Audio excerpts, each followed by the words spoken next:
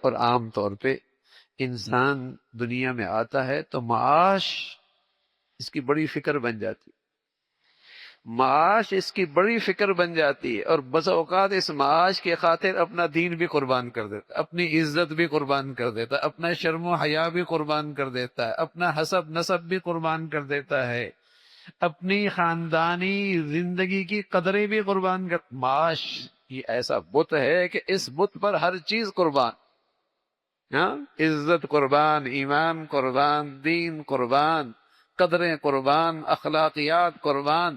معاش یہ ایسا بت بنا ہے کہ اس پہ ہر چیز قربان، سب کو ذبح کیا جا رہا ہے، اس کے نام پہ سب قربان۔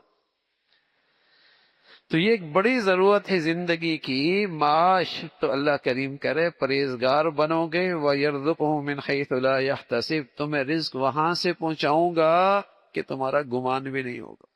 سبحان اللہ۔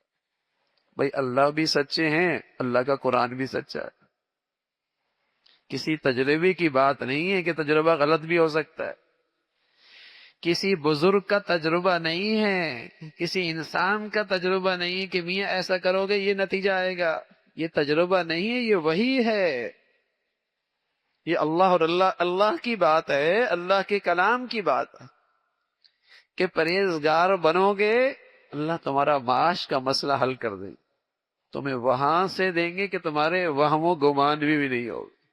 اور سچ کہہ رہا ہوں، تقوی نہیں ہوگا، رزق دیکھنے میں آ بھی جائے گا لیکن اس کی زحمت بھی تم نے اٹھائی اور اس کی تم نے مشقت بھی اٹھائی، لیکن وہ رزق تمہارے کام نہیں آیا، اس سے تمہیں نفع نہیں ملا، اس سے تمہیں نفع نہیں ملا، نہ اس سے تمہارا ایمان بچا، نہ دین بچا، تمہیں سکون ملا، نہ آرام ملا، نہ راحت ملی، مشقت اٹھائی، زحمت اٹھائی، گنتی کی، اکٹھا کیا، چوکیداری کی، نفع کوئی نہیں رہا، گناہ کی نحوست سے اس میں نفع کوئی نہیں رہا۔